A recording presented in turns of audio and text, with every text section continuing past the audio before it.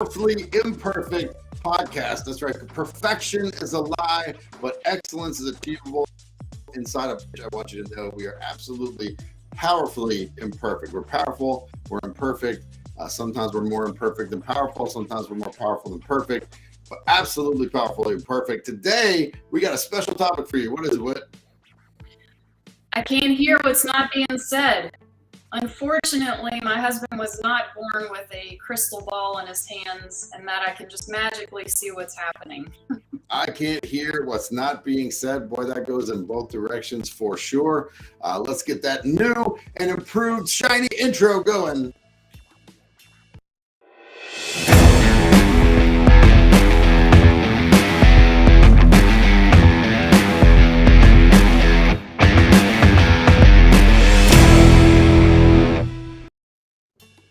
All right. I like it. It's new. It's cool. It's got some rock music behind it. I love it. It's powerfully imperfect. I don't love everything about it. Most of the pictures of me. If it was just pictures of Whitney, I would love it even more. But listen, today we're talking about if I can't hear what's not being said. This is a massive issue, problem, challenge in almost every single person's marriage, is that we want our spouse to magically know what we're going through or not going through and then to respond. And I really believe this is on both sides, right? We see this a lot of times when we're looking in terms of women, where they're hoping that we guess the thing that they want us to do, right? But in terms of men, we do the same thing. Is we just silently process our emotions without talking. A lot of times that leaves our spouse in the dark about what's going on with us and where we're headed. I think a lot of frustration that comes up for me, and I've heard this from so many women that I've coached, is, man, if I have to say it, then I might as well do it myself. And then we get in this, like, I call it like the hamster wheel that we don't know how to exit off of, because we're continuously shooting our own self in the foot because we're not speaking up for the things that we want. Yeah, I think this is a big frustration too for a lot of men that, from the men's side, where we're like, hey, right. And again, this is not always man, woman, guys. I want to be really clear, because we're going to get people who say, well, what about same-sex marriages, things like that. Yeah, this is the same. Like, there's going to be a masculine and a feminine energy. There's going to be someone who talks more, someone who talks less. We're going to talk man and woman because that's who we are. That's what we know. But if you have something that doesn't exactly fit that, that's okay. We love you too. And we'd love to have you on here. All right, guys, as we go through this podcast, we have live comments, live streaming available. Ask a question, chime in. We'd love to hear what you have to say. Be sure to subscribe, follow us as we go along. And if you have some topics that you want to hear us talk about, that would be great, because the truth is we can't hear what's not being said. So if there's something you want to see us talk about, you definitely go ahead and tell us, and watch how quickly we start talking about that thing. Here's the thing, though. I think that there's kind of this competing interest of, well, if he knows me, he would know, right? And I don't know from your perspective, but I start feeling like it's just some weird fucking game that I can't win. Like, okay, so I gotta guess what you want, and then I gotta do what you want before you ask, right? One of the ways this comes up is in like sex, right? It was like, well, make a move. Okay, well, I think I'm making moves. Well, those moves that's not a move. Okay, well, what works? Well, I don't want to have to tell you, right? Oh, well, okay, well, then I'm just going to kind of fumble towards, doing this wrong in the first one. I don't know what's coming up for you inside of that one. I hear the idea of that it could be a game, and I also know that it's not a game. It's a matter of frustration. It's a matter of hoping that something's going to change, because it seems obvious to me, where I know, having been married to you for so long, that some things are just not obvious to you. And for me to get the change that I want is when I get to start speaking up inside of, even with sex, hey, I want you to make a move. Well, what kind of move? I don't know. I don't want to tell you what that move is, because then there's like this aspect of, okay, well, that's not sexy. I don't want to tell him the moves I want. But then I start to think about it, and I'm like, okay, well, maybe I do tell him the moves that I actually want him to make, because it'll create the change that I'm looking for. And that doesn't mean that I always have to say it. So here's my question to you, Red. Let's have the conversation that every guy wants to have with his wife. I'll have it with my wife right now, and we'll see how this goes.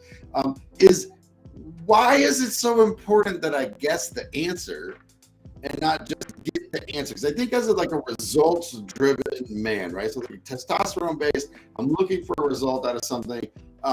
If you just tell me what you want, and I've heard so many guys, if she would just fucking tell me what she wants, I'd give it to her, right? But instead, I gotta guess, and then I keep guessing wrong. You know, as a results-driven man, there's a couple things that are happening. Number one, I just want to know, because like there's nothing I want more than the quest. I want the quest. I want to save the princess, right? Which is crazy because you're not a princess in a tower that needs my saving, but there's something in me that wants to be useful and to go do something. So if you just tell me what to do, there's nothing that I won't do, right? And so, but the question is, why is it important for me to guess what that is also? Because I think many men and me, I guess wrong, when it's like, well, hell, I don't know what you want then. Like I get tired of making the wrong results. So like, you know, but what's more important? Is it more important that I do it, or is it more important that I do the thing you want? Like, why is the guessing so important?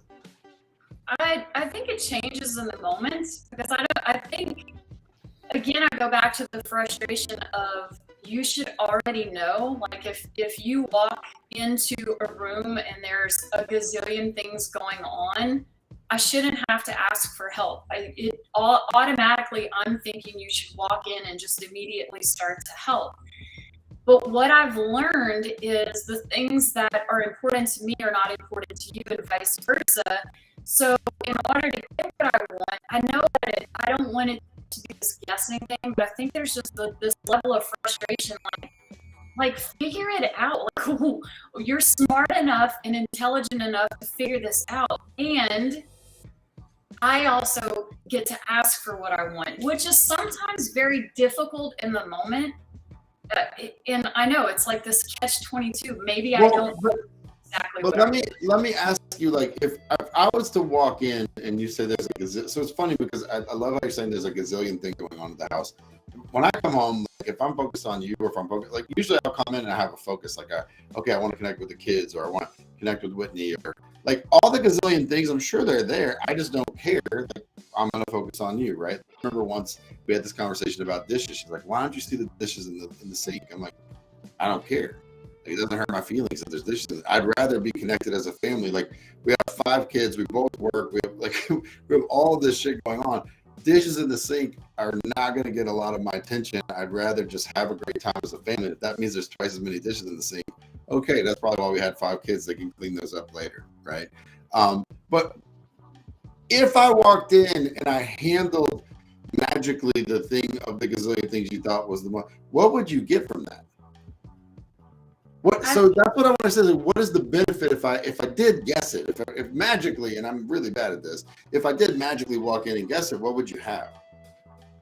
I think just a relief of you seeing how overwhelmed I am in that particular moment, and that you're doing something to take, I guess, some of that pressure off of my plate. It's interesting because there's so many different scenarios that it's like read the room, you know, but we're in 2 different rooms, and I think that that's the key thing that, you know, we don't in the moment realize, is that we are in 2 different rooms. So you are reading the room differently from the way that I'm reading the room. So let me ask you the follow-up question then. So if it would make you feel like, what I'm hearing you say is that if I guess something, or if I was like, oh, and I've actually started to try to do this. Like, there's certain little things, like, okay, I can successfully take out the trash. Like today, I cleaned out the trash cans. You might not even know that, right? So outside, our trash cans ran dirty. I cleaned the trash. It's like, oh, I can do this. Maybe this will mean something to her. What's really funny to me, though, is I don't even know if it'll mean something to you. I'm just kind of randomly seeing something saying, well, we'll see, right? Maybe I'll take out the trash today. Maybe that matters. Maybe it doesn't. I feel like sometimes it does. Sometimes it doesn't.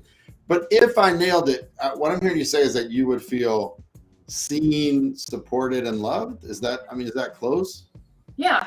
I definitely think supported is a big thing, and then just heard and seen, because I think, you know, if I would look at this from a different perspective, and maybe more in the past, is that, hey, I asked you to do this one particular thing and it didn't happen right away, and therefore it either wasn't important to you and you forgot, or it just didn't get done.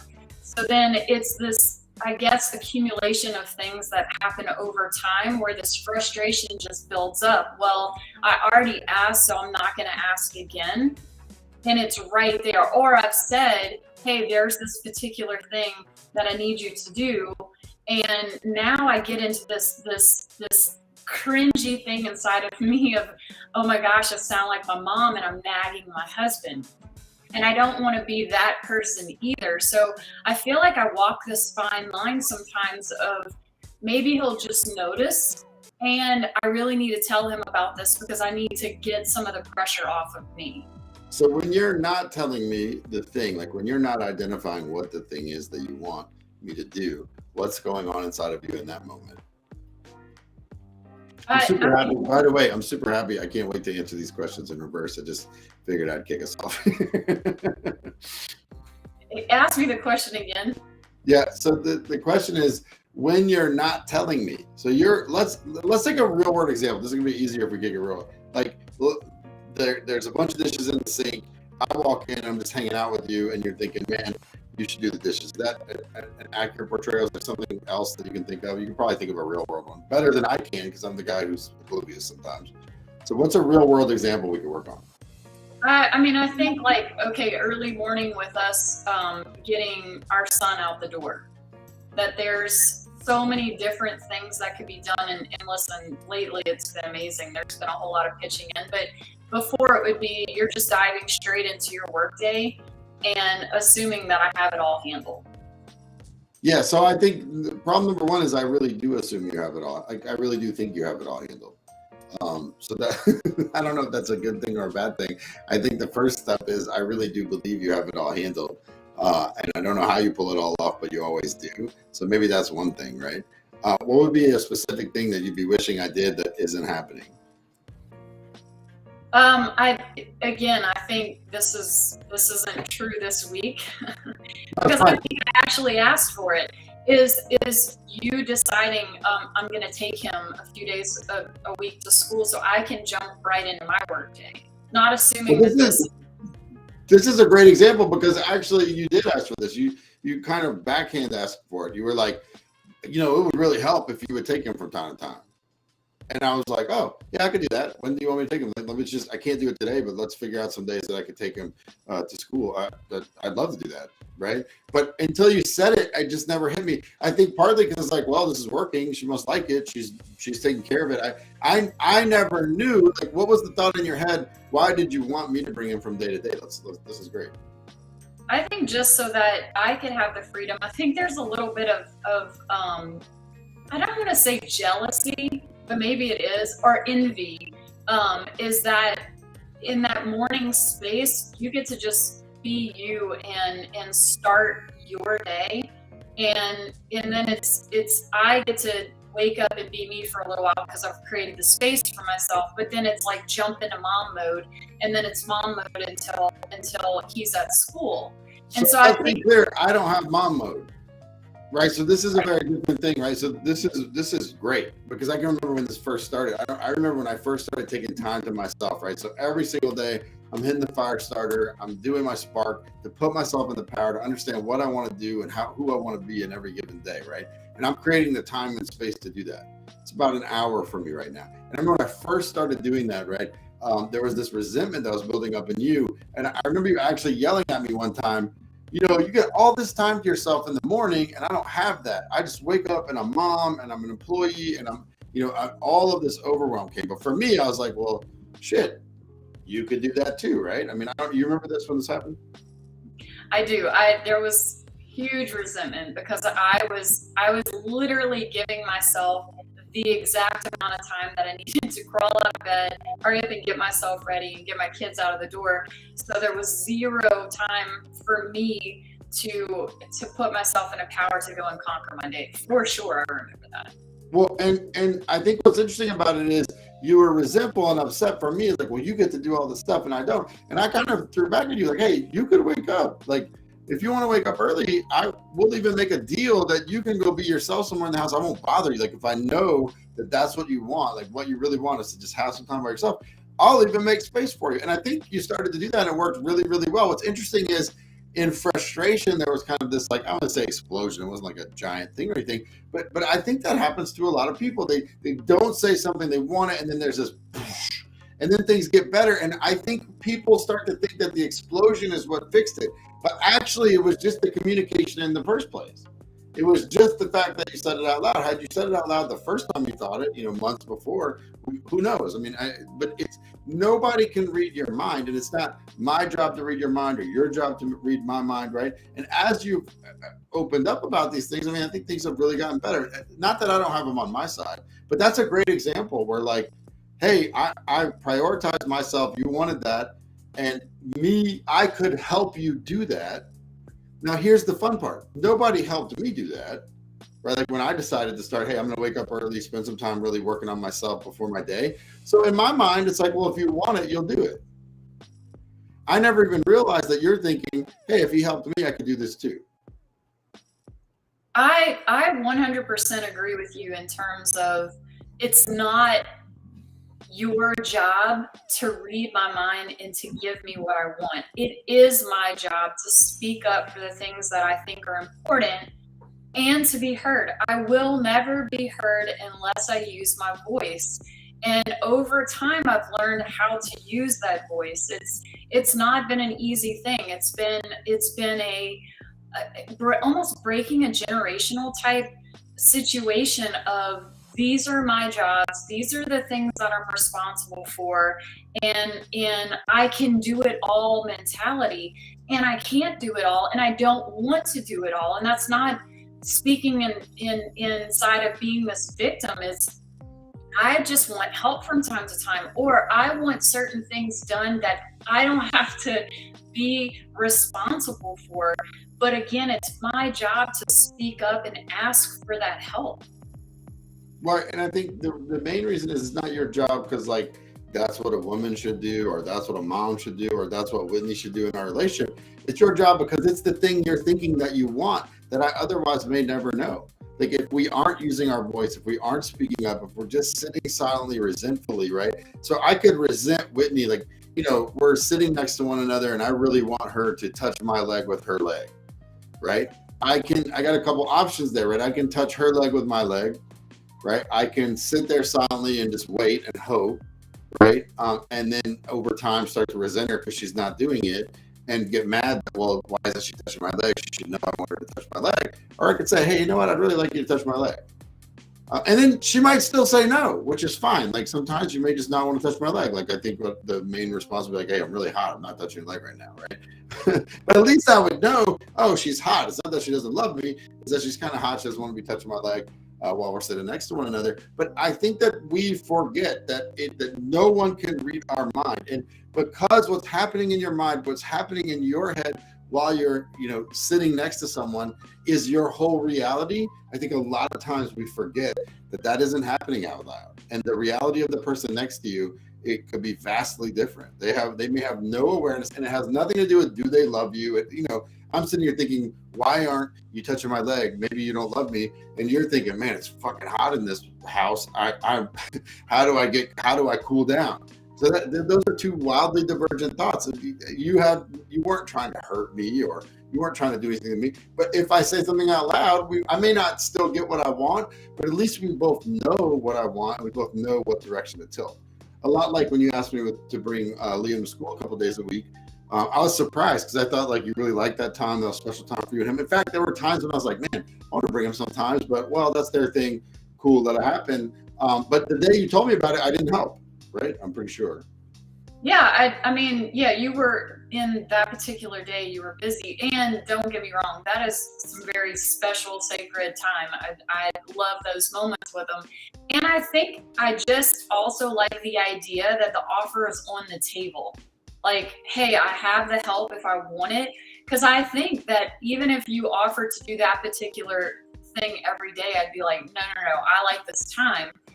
I think one of the big things that, I think we all need to look at is, where is the resentment building up? Like, really reflect in your day today, or maybe tomorrow, of that building resentment that's happening, that you've not ever even said anything out loud. Or maybe you have said something out loud, but you didn't use the words that are actually sinking into your person. Because I think sometimes we think that we've said what we wanted, and it's almost coming across as a foreign language. Well, but I think sometimes we think we've said what we wanted because we thought it so many times.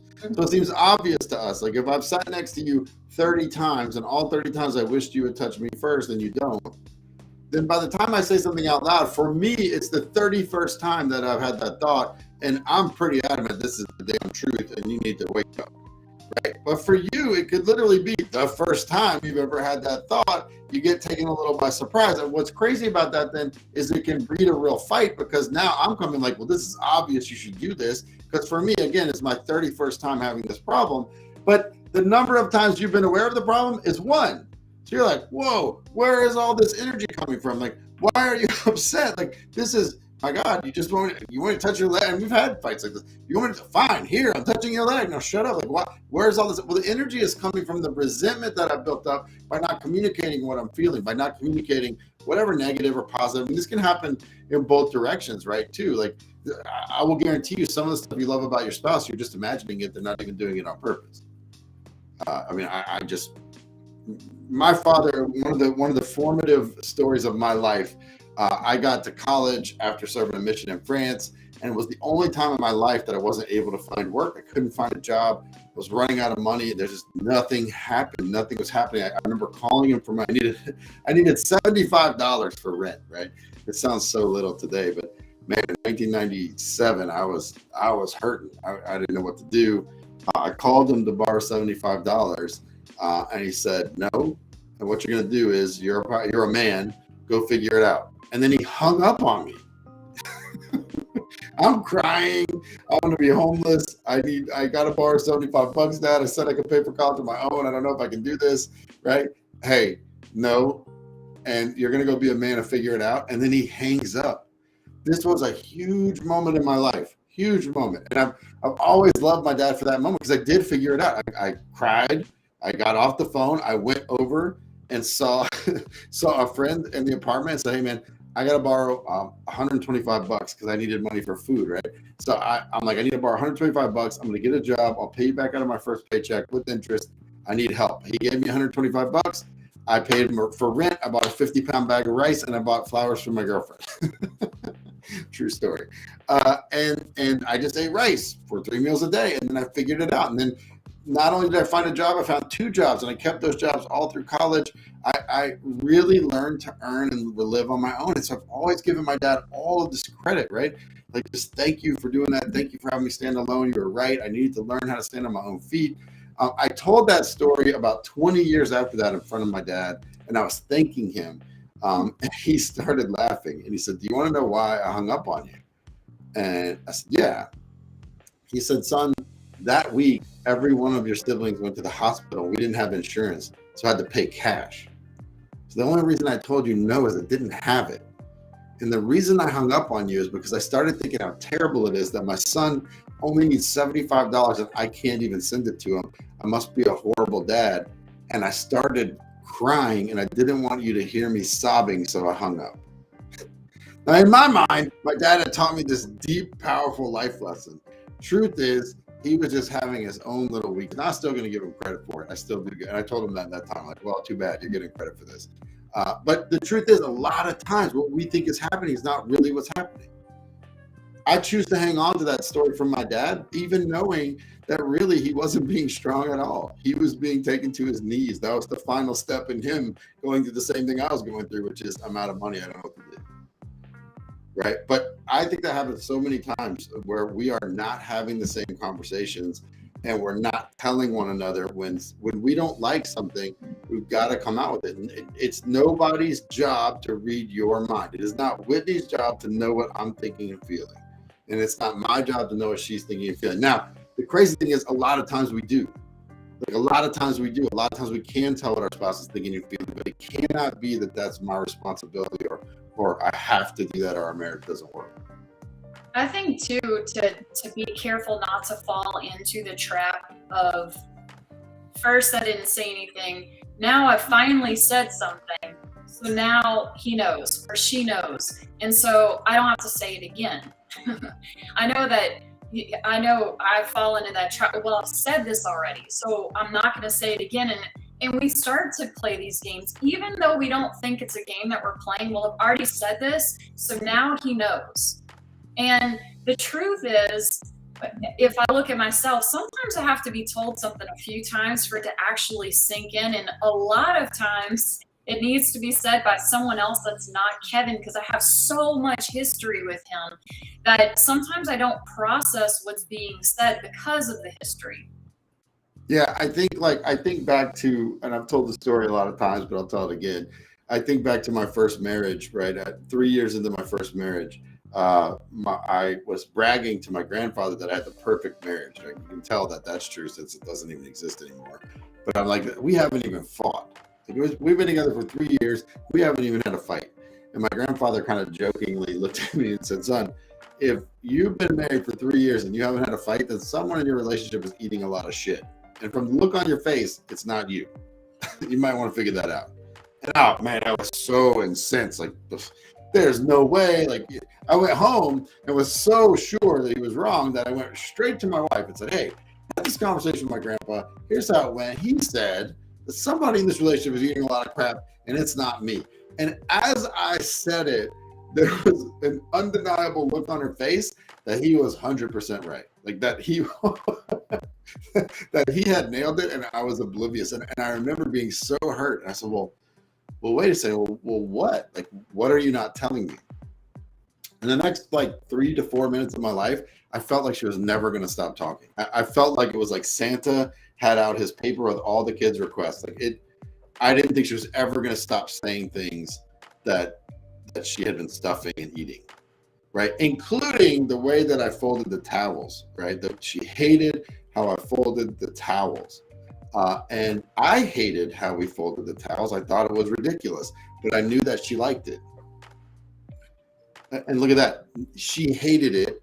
I hated it, but I didn't ever question or say out loud that I thought it was dumb because I thought she liked it. She never said anything because, hey, I was folding the towels, so I'm not going to say anything. But we both hated how the towels were being folded in the house, and we both assumed the other person liked it, and that's why we were doing it. And the truth is, there's so many people out there right now that will see this video and go, oh my gosh, I have this laundry list of things that I've never even said out loud. And I can only imagine, because I've done this just as much as she did, is you just tend to eat it. It's sometimes in the moment, it feels like it's easier to eat that shit sandwich, is what I like to call it, than to actually say the thing out loud, because we avoid, especially if you don't like conflict, you're like, man, I'm not going to say anything right now, maybe I'll say something later, and that list starts to pile up and pile up and pile up until, I like to call it the when you shake the 2-liter bottle of Coke, right, and it just starts to like bleed out all over the place. And the problem is it doesn't bleed out on the person that you really wanted to say it to. It bleeds out on your kids. It bleeds out, maybe on your business partner or someone else that doesn't deserve the wrath and the heat from that. And so that's what I've started to learn in this process. And again, powerfully imperfect, right? And I would like to say and make a promise that I'll always say and tell Kevin what I want. But the truth is I will revert back to who I am, because it's just who I am. But it's important for me to recognize as that resentment starts to build up, why is that resentment building up? What am I going to do about it? Am I going to give myself the grace and the courage to say the thing out loud so that I can get what I want? Because again, he cannot hear what I don't say. Yeah, and Whitney can't hear what I don't say. So if I'm feeling a certain way about something and I'm letting her eat on me and I don't say it because I don't want conflict, right? I hate it when she, and then insert whatever the thing is, but hey, it's not worth fighting about. Well, trust me that there's resentment building up because I'm not saying that thing. Now, there is a better time. Like there are times that work to talk about something versus times that don't work, right? The time to have the conversation about the thing that's happening that you haven't been talking about is probably not when the whole thing has blown up and everybody's upset, right? Better to talk about it when we don't have such heated passion about it. But that's what happens. We think that it's better to stuff it. We think that it's better to put it away. And in reality, all that does is build pressure and build an impending explosion, right? So guys, look, we are super happy to have had you here. We are excited about what we're doing. We're excited about being a powerfully imperfect couple. We're going to bring you more and more stories from just reality, like the reality, the mundane reality of raising kids, being a couple, and getting it wrong over and over and over again. We're excited that you're here. If you guys think you have something that you'd like to talk about, let us know. We'd love to do it. Maybe we'd like to have you on. We'll have another couple on here sometime and have a deep conversation about all the different ways that, you know, marriage is not what you thought. You thought it was going to be this perfect, beautiful geometric shape. Turns out it's this crazy organic thing that sometimes dies and takes new life and grows all over the place. Thank you for having me here. I'm going to give Coach Witt, as usual, the last word on I can't hear what isn't said. I just challenge you this week to go out and fail forward. Fail forward in your relationship and ask for what you want. All right, guys, head out and be powerfully perfect yourselves.